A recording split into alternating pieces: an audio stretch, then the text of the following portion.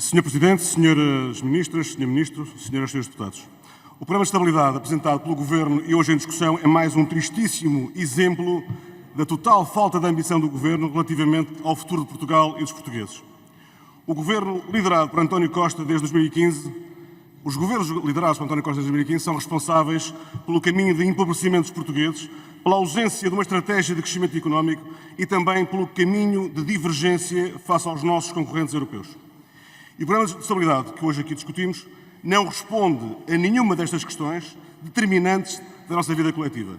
Não tem ambição e não acrescenta futuro a este presente que nos vai empobrecendo. Acresce ainda que os portugueses não têm hoje garantias que o Estado português seja capaz de cumprir com os serviços públicos essenciais. Vejamos apenas alguns exemplos elucidativos. As situações alarmantes de incapacidade do Estado em prestar cuidados de saúde às populações. Temos todos os dias muito más notícias. Também o mau exemplo da deterioração das condições de funcionamento da escola pública. O Governo é responsável pela situação de grande instabilidade que se vive hoje nas escolas e no setor da educação.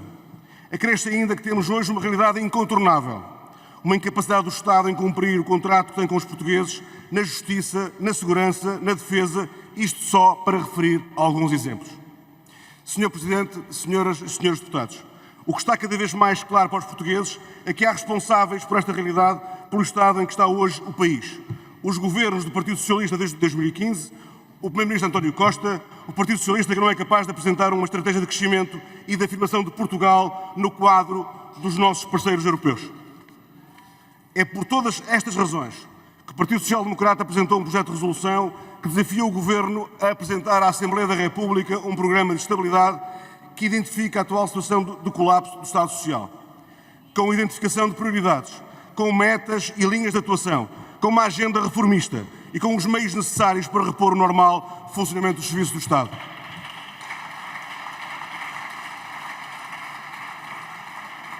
Apresentamos também um segundo ponto de resolução em que defendemos que o Programa de Estabilidade deverá identificar as políticas públicas orientadas para o crescimento, nomeadamente as associadas ao investimento público e à política fiscal do Governo.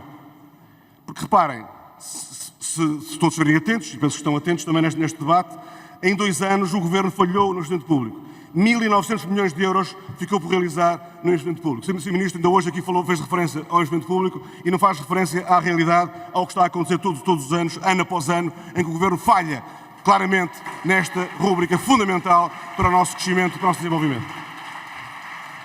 Consideramos que é absolutamente decisiva a definição de uma estratégia para o crescimento económico, por forma a inverter a tendência que nos tem levado a caminhar a passos largos para as posições de nação mais pobre da Europa.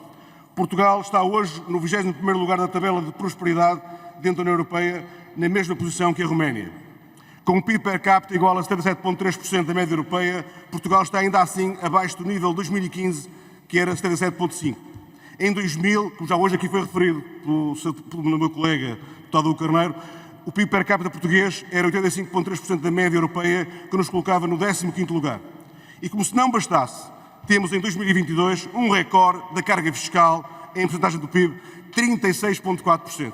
Isto é um recorde que nos deve levar a pensar, devia levar o Governo a pensar, a refletir que política pública devemos ter, que política fiscal devemos ter para o país. Senhor Presidente, Senhoras e Senhores Deputados, na verdade, a nossa infelicidade é termos um Governo que não valoriza os indicadores de crescimento, de produtividade, de rendimento e de competitividade. É por isso que o projeto de resolução que apresentamos tem também esse objetivo. Obrigar o Governo a fazer o que é absolutamente fundamental para o nosso futuro coletivo, obrigar o Governo a não perder a oportunidade de garantir que o PRR serve para transformar a economia portuguesa e deixem de dizer-vos também, obrigar o Governo a não fazer uma festa quando cumpre a lei e aumenta as pensões, forçado pelo PSD e pela oposição. Fazer uma festa para cumprir a lei não é forma de fazer política. E para terminar, obrigar o Governo a deixar-se de brincadeiras e de meias verdades e a trabalhar por Portugal e pelos portugueses. Disse.